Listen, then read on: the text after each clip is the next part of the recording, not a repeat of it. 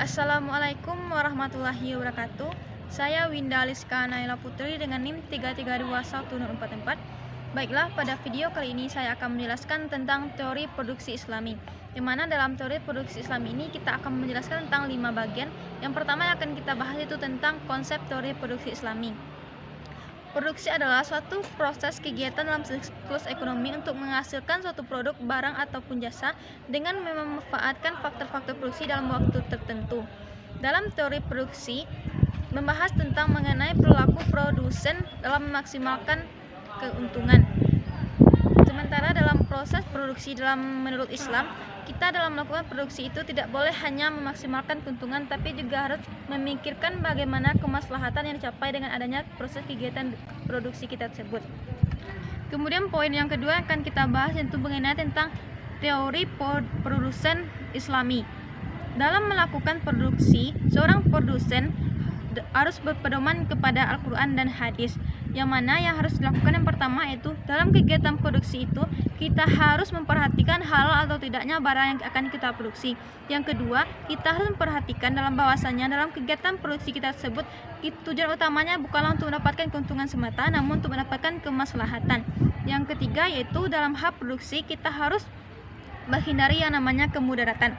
Baiklah, kemudian poin yang ketiga akan kita bahas itu tentang biaya produksi, yang mana kita ketahui biaya produksi tersebut adalah sejumlah pengeluaran yang dibayarkan oleh perusahaan untuk memperoleh faktor-faktor produksi untuk menciptakan sebuah produk, yang mana terdiri dari biaya bahan baku, biaya tenaga kerja langsung, dan serta biaya overhead pabrik. Namun secara garis besar biaya produksi dibagi menjadi dua. Yang pertama yaitu ada namanya biaya eksplisit, yaitu sejumlah biaya yang dikeluarkan oleh perusahaan dalam mencapai atau mendapatkan faktor-faktor produksi untuk menciptakan barang. Yang kedua itu ada namanya biaya tersembunyi, yaitu taksiran dari sebuah perusahaan tentang faktor-faktor produksi atau biaya faktor produksi tersebut yang akan digunakan.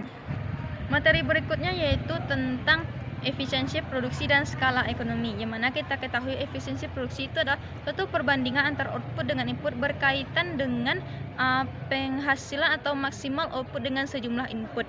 Kemudian suatu proses kegiatan produksi dikatakan efisien ketika yang pertama itu mampu meminimalkan biaya produksi dengan jumlah produksi yang sama, dan yang kedua itu mampu untuk memaksimalkan jumlah produksi dengan biaya produksi yang sama.